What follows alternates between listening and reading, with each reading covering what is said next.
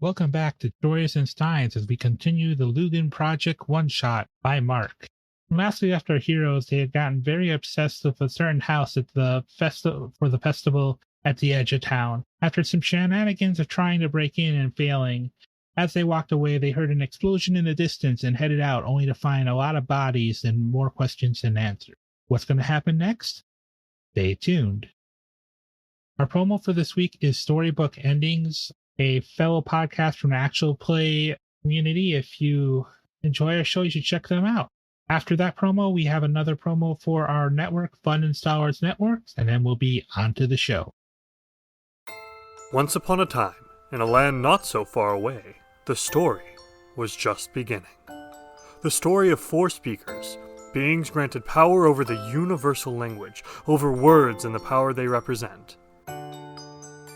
Meet Tabitha the Fox. My dear, your wits are not nearly as powerful as your beauty. Learn from this, my dear, is what he'll call up to the crow. Margie the Innkeeper. I think you might need some help.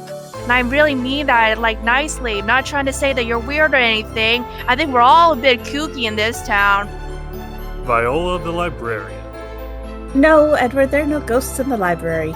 We've been over this many times. There are no hauntings in this library. We're not built over a burial ground. No one died here. There are no ghosts in the library. And Orion the Newcomer. I want to give it a chance, even though it's not looking good. I've only spent the day in this town, and I'm sure it's better than where I came from anyways. As classic literature springs to life in the small town of Fox Jumps, these speakers must learn to tell their own story. Storybook Ending is an actual play podcast using Spell the RPG by Whimsy Machine Games. Find us bi-weekly on Wednesdays wherever you listen to podcasts.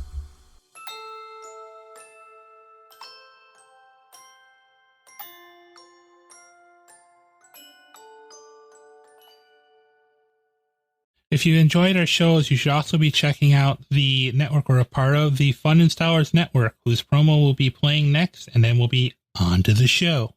We interrupt this program to bring you a special news bulletin. On the frontier of the internet is a new website being constructed called FunInstallersNetwork.com, where they install fun directly into your brain, where they do collaborations with other creators, such as video game reviews, podcast episodes, art galleries, and they even do little game master tips for you who like tabletop role-playing games. So make sure to go over to FunInstallersNetwork.com and tell them that this really cool radio guy sent ya. Now back to your regularly scheduled program, whatever it may be.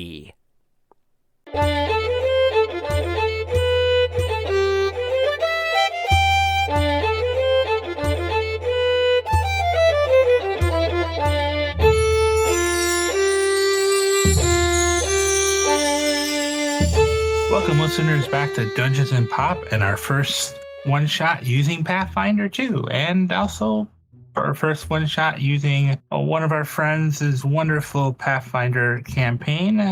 Mark, how, for our listeners who might be just tuning in, how would you describe Lugon? Oh, thank you for having me.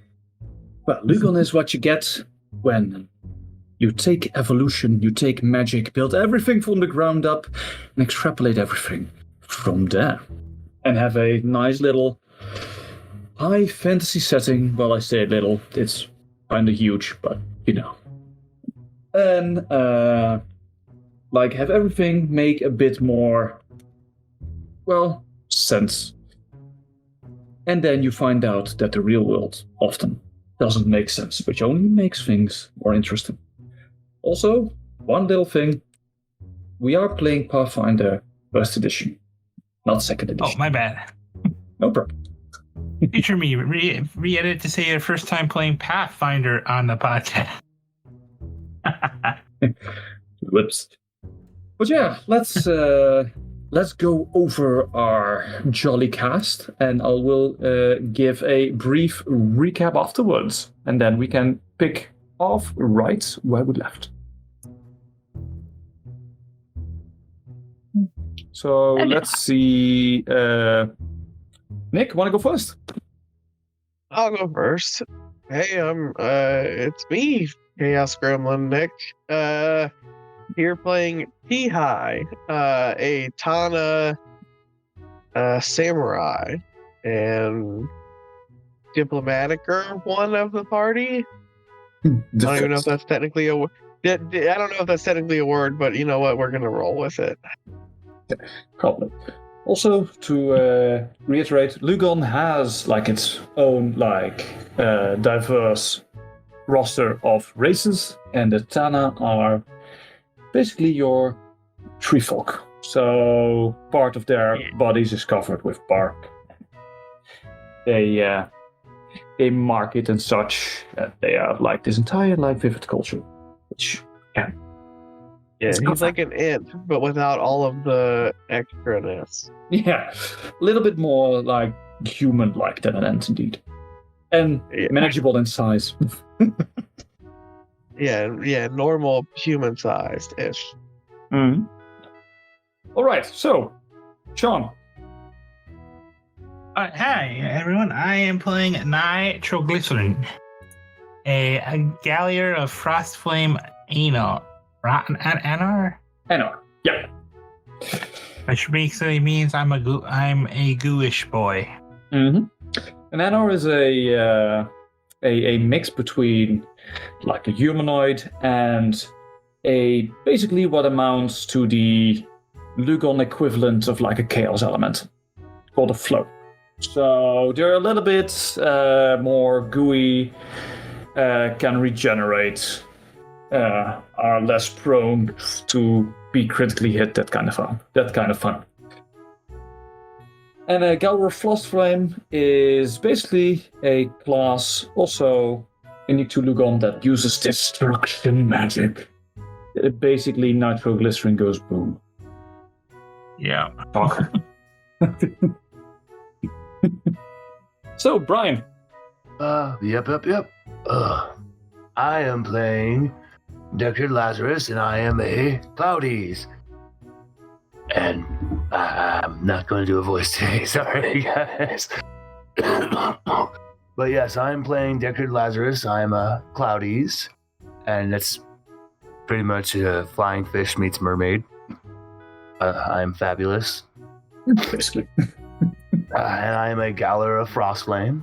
So we've got two people that go boom. Oh boy. And one claims to be a doctor.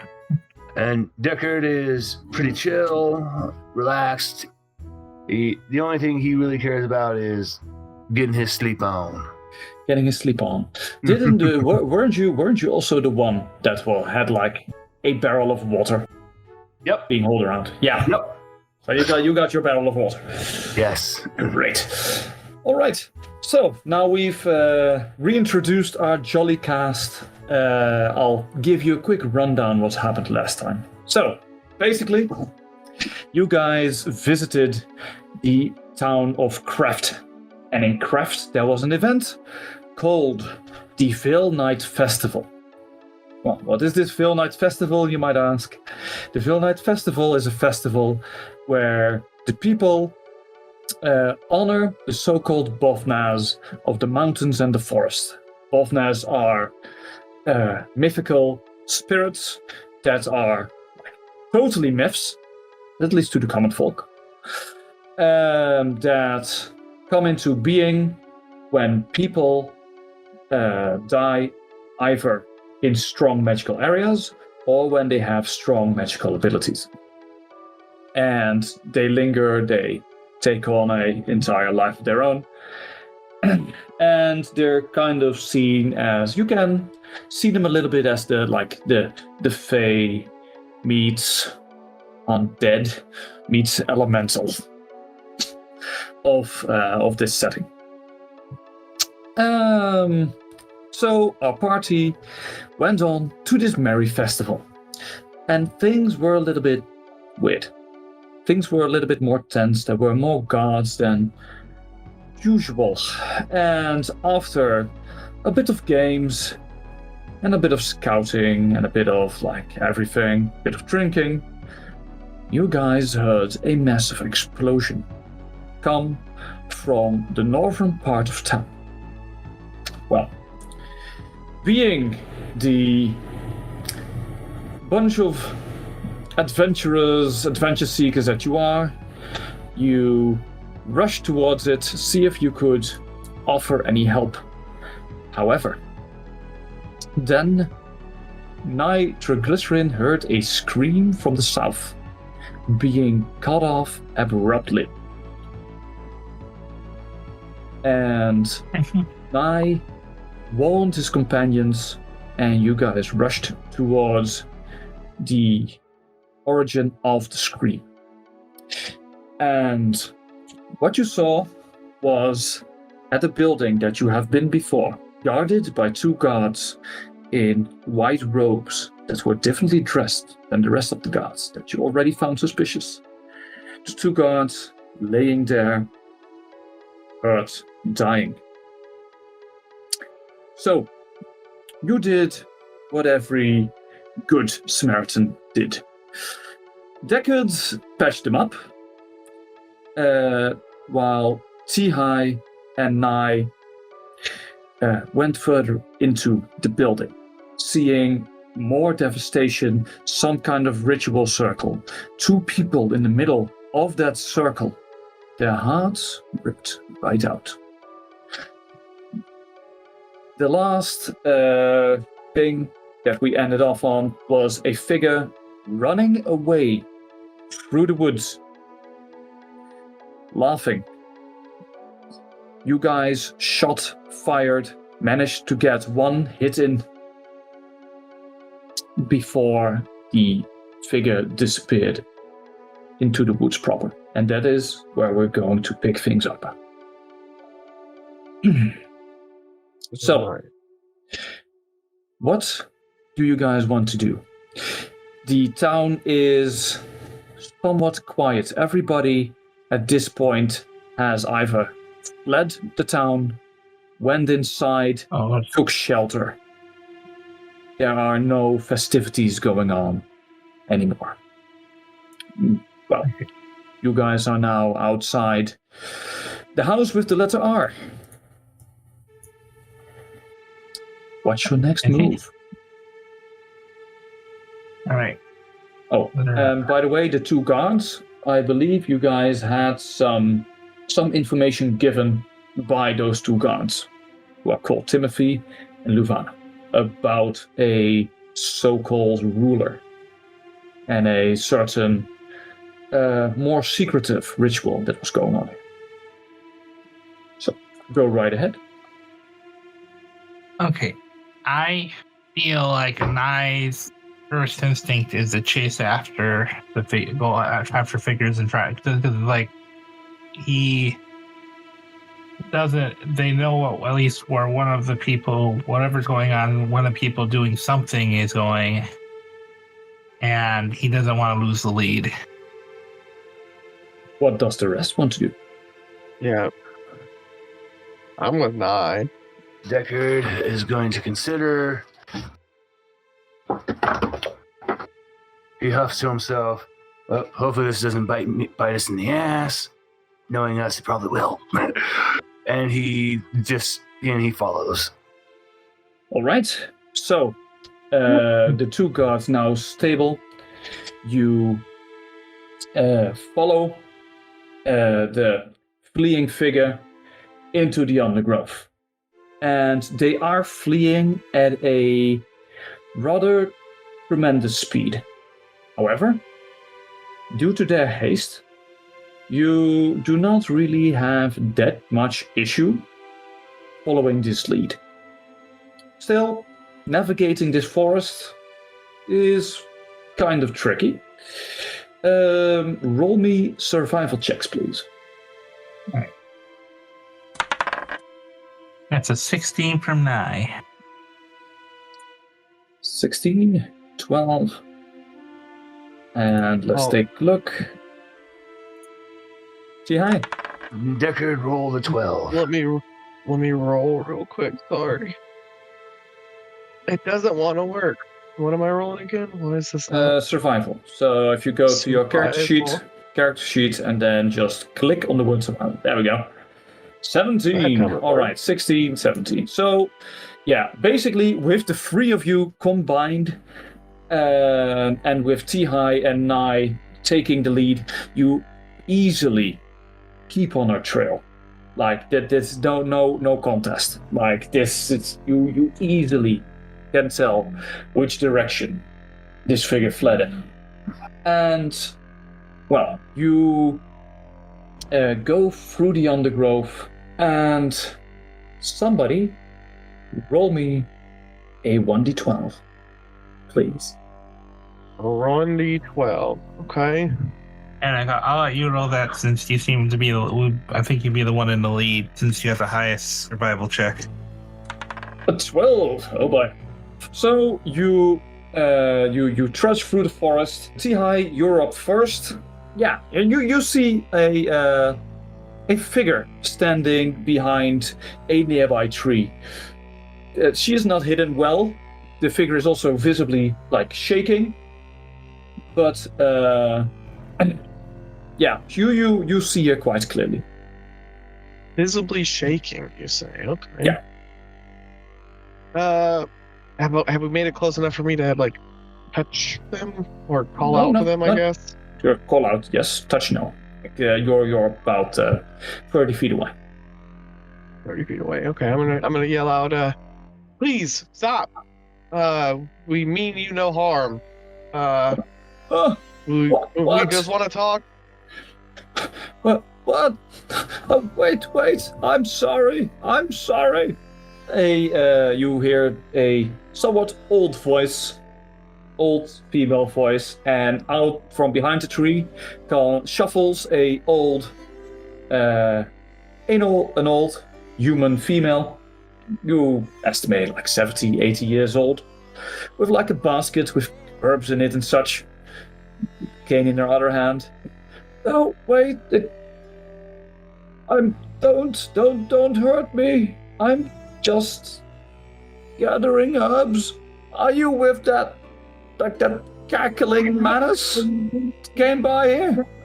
No, we're just trying to find. We're actually trying to find that menace. Yeah. Really? Because look, I've been in these Fear Woods for years, and I've never saw anything like that. Like, who in their right mind just rushes and cackles through woods like that? And I swear to you, she was made of plants. I might be old, but my eyes are still very good. Yeah, I go, she looks like me? Or like plants? No, not Tana. So, like, I don't know. Like a dryad, maybe? Lilies? What's a dryad? Like a plant folk? You mean a Tana? No, Shock. She was just made out of leaves and litter and refuse and flowers and all kinds of stuff. That sounds... Yeah, that sounds like maybe a disguise, maybe. Like they're wearing or some like kind of trash column. That too. I do. But you guys want to, like, help, right? And, like, get rid of this, well, menace. Yeah, if you can. Right, like, look, I cannot do my job here with, like, this kind of... Have you heard, like, the rumors in town? What's happened in these woods, in these mountains lately? A little bit like the attacks and all the the woodwalkers and such disappearing. Like that's why there were that many guards at the festival. Do you think some this thing might have anything to do with it? Yeah, I mean it might be. I mean, aren't they like kind of like made out of plants too? If I remember correctly, it's like a combination of like my friend here and a undead. What undead? What's an undead? Note, there are no undead in Lugon. Okay. All right, I just remember that was part of the description you were giving it to me. Yeah, I know. Like if describing it like to somebody else outside the setting, because they Bovnas appear from people who died. You can see them kind of as undead, I guess. But they're different. Okay. Yeah. But anyway, no, wait. You think there might be one of them Bovnas things, huh? That's Or maybe if you or want maybe someone's if you want more information on Bovnas, by the way, if you go to handouts below your sheets, there are some things you can check out. Lore sheet on the Bovnas, a reminder of the one-shot hook. So, like the basic information and such, if you want to read that back.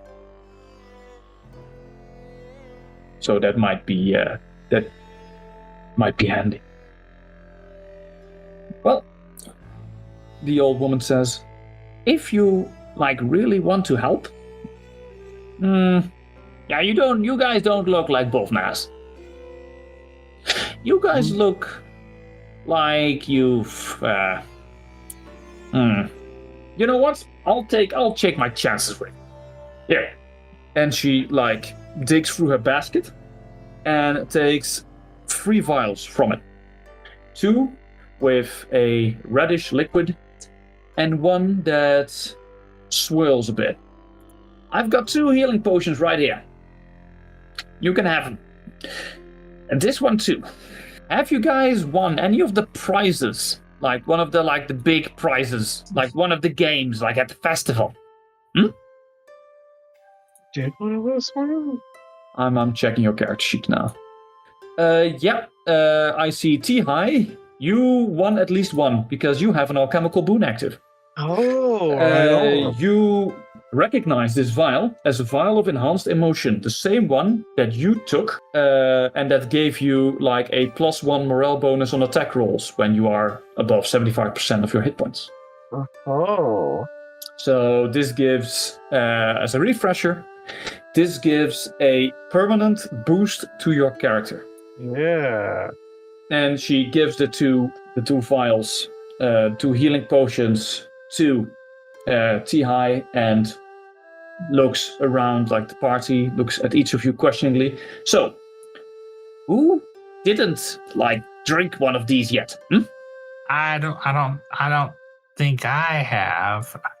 And I says, and I think he has a look. He has a look on his think like he's thinking something in the back of his head. Because I think he's thinking back on what he knows about the Bob Naz, and he just had a sinking suspicion cross his mind. Deckard knows no fear. With his tail, he swipes the swirly potion. Gimme. And he chugs it. Alrighty then. So, Deckard, as you swallow the potion, and it slides down your gut, you are overcome by a roiling tidal wave of emotion. 3 of them stand out to you, urging them to pick one of them, to focus on one of them. Which one do you choose? You feel the following emotions: pride, focus, scorn. Oh, this is easy. It's pride, and as the overflowing happens, Deckard's just Zuby, and he's been flying in a circle. Gliding in a circle. You don't have a flash. I'm sorry, gliding in a circle. So it's just funny. He's just Zuby, jumps in the air, glides down, jumps in the air, glides down. Hell yeah. All right, so Pride, you get the following bonus. I'll put it in your sheet for you in the notes. Basically, whenever you get damage, you gain a +1 bonus on attack rolls for 2 rounds. Excellent. Yeah. Excellent. And it is in your notes. Yay. Yay! Yay. You can do it, Brian. We believe in you. Why did this just have to start? I still have another week of hell ahead of me. Oh, jeez. But okay, so I can dig it. Deckard looks at the old lady. He's just, you're not bad for someone who literally looks like a handbag. What? Look like a handbag? Look who you're talking to, you pair of shoes. I make the best shoes. You see, that's the difference between me and you. I know I'd make some great fashion. Look, look, the thing you just swallowed is my making. I made all the potions and all the prizes that they give at the bloody festival. Yeah. Yeah, but I'm the best. I'm the best at what I do. Oh, today's youth. Okay. Yeah. Well, run off then. Going. I don't have legs. Right? I don't have legs. That's very insensitive. You are the best, right? Surely you can run without legs. Carry me. No.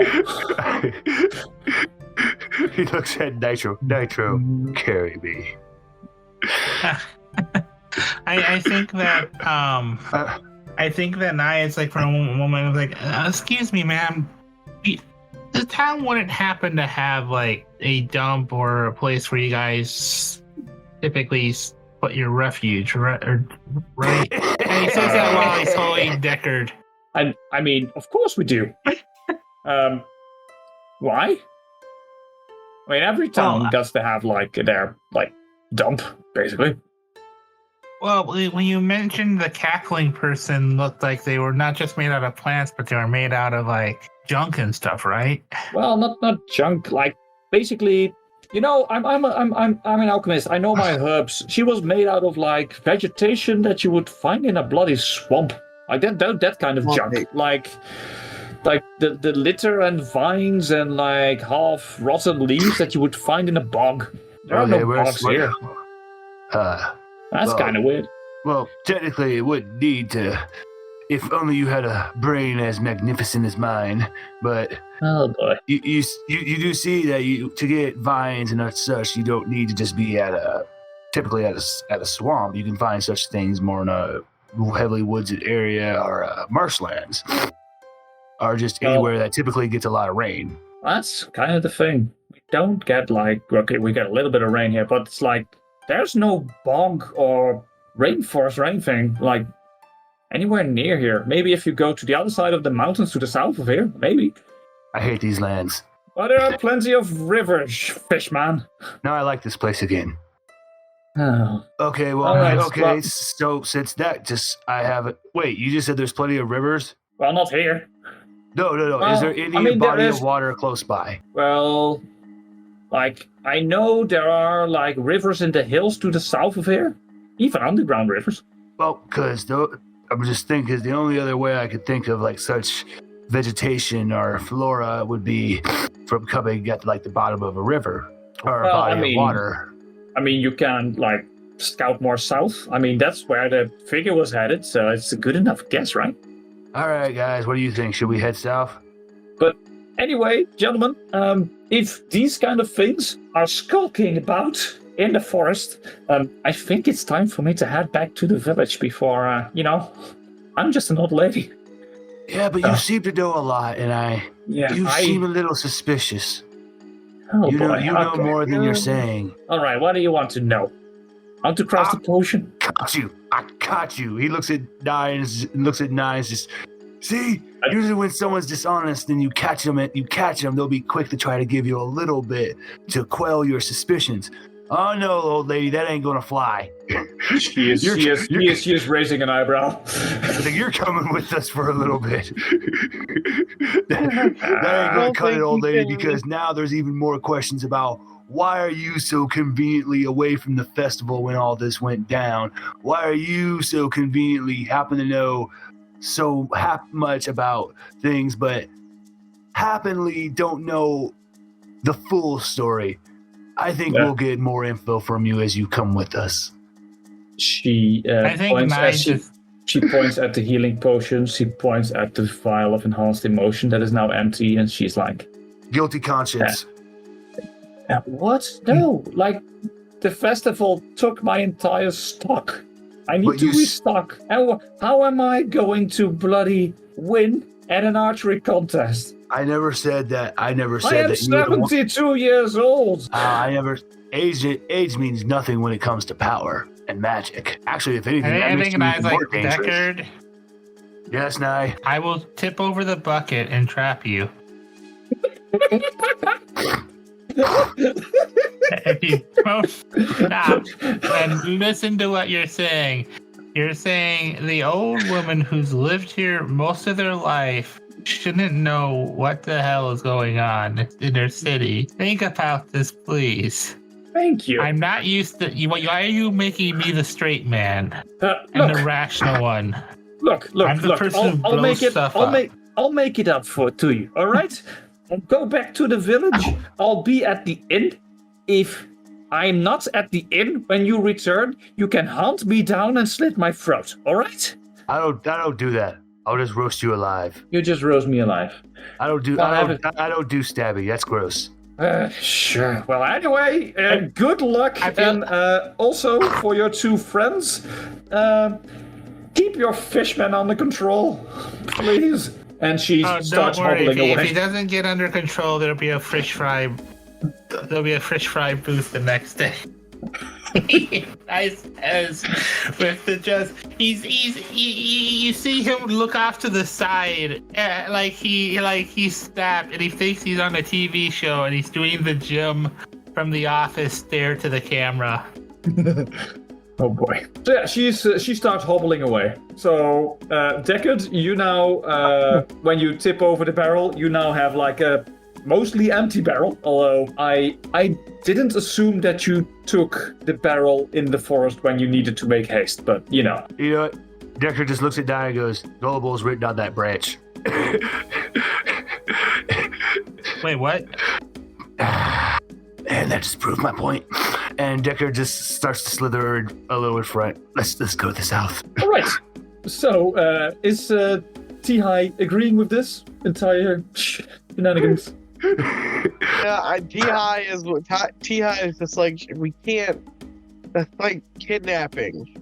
Can't fucking bring the old lady with the, like, if she doesn't want to come, she can't, like, we can't make her. I wasn't talking about tying her up. Yeah, but if she doesn't want to come, then we can't, like, make her come with us. I am not going to Jason Bovnaz. I'm already done with you. Go on and do your thing. I got my eye on you. You can't even see me anymore. I think it's a good idea to let her go back to the inn, and we'll meet her there when we get done chasing down the trash column. And if she's not there, then we'll handle it. Hey. I bet 1 gold coin that she's gone. I mean, we'll find out when we get back. And Nitro, for you, the bet will be 10 gold coins. And a sandwich. And a sandwich. A sandwich. Oh no, not the sandwich. Oh yes, the sandwich. I'm sorry, Mark, but I just realized a shenanigans thing. I can do shenanigans things to try to help us try to catch sight of this thing now that we know what we're looking for. And it's a repeat of something I did on the first time we tried to record this. I mean, why not, right? Since he has the barrel, since Nye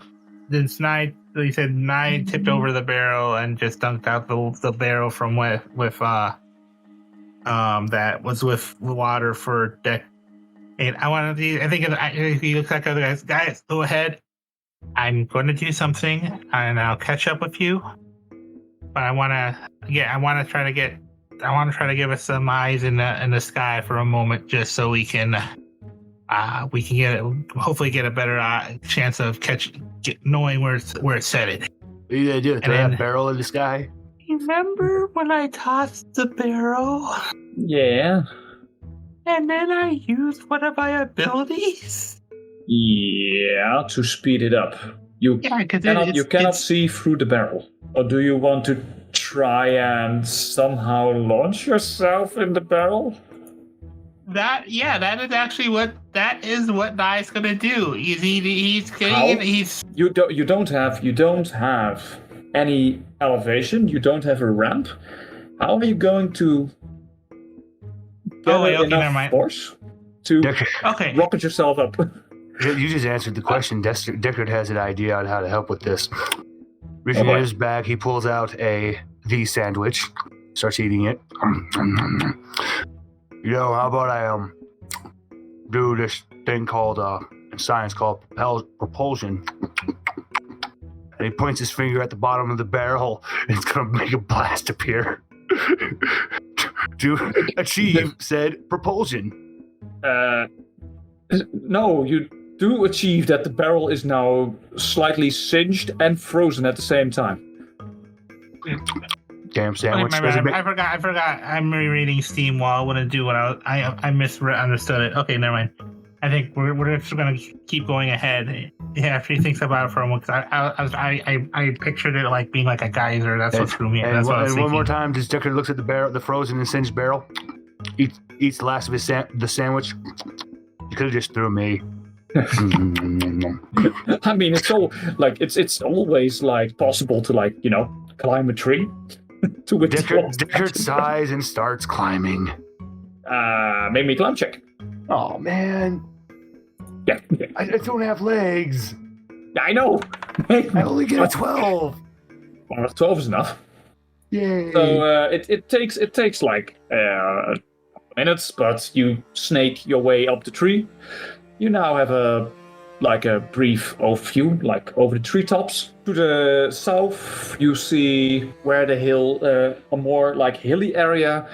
You see rocks. You also see some openings within. There might be a couple of cavernous areas there as well. To the direct south, and it's in the direction where the creature disappeared into. I'm just shouting everything I see down to Nye and T-High, and then I'm just, one other thing. I'm looking for, is there any evidence, signs of where it disappeared towards the south? Is there any evidence that it was still heading in that direction? Make me a perception check. Happily. That's an 18. Ooh, nice. So as you spear and see, you do see that, you hear a very slightly the creaking of like the snapping of branches and something rushing through the undergrowth right into that direction. Very faintly, just the edge of your hearing, but it is there. My pride sweltering, going, I'm the leader this team needs. Only I could climb this tree and learn this information. I jump off the tree and glide back down to the ground. Oh yeah, no, that works. Join the other two. And I'm just, And of course I just have to make it even more exaggerated because I'm just so sweltering with pride. All right. All right, my right-hand man, T-High. You're the smartest one here. I relayed information about what I saw, the evidence for the creatures. Nitro, right. I need you to make things good. I think we could, if we work together and we flank in opposite directions in the woods, we could try to flank said creature to stay in the path that we're trying to kite it, because also, let's be honest here, T-High is the strongest one of us all. I am a glass cannon.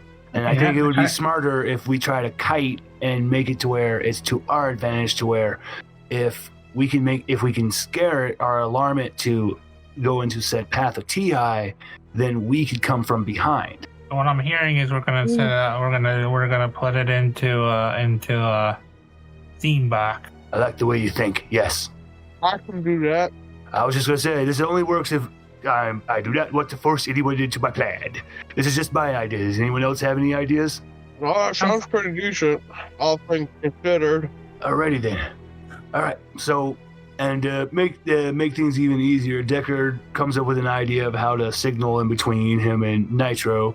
Like, do it using his Galler flame. He can make a little puff of smoke to give like a little smoke signal. No, yeah, that works. A little ash frost burst, like, yeah, sure.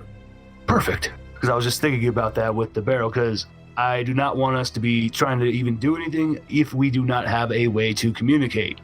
Communication is key. So, what is your guys' plan exactly? Are you going to progress, or? Okay, Mr. Buck. This is the idea that I was thinking about how we would progress as a team, but then when we would hit the first sign of evidence, that's where T-High would progress straight, and then I would go to the right path and go towards the right, and then Nitro would go towards the left.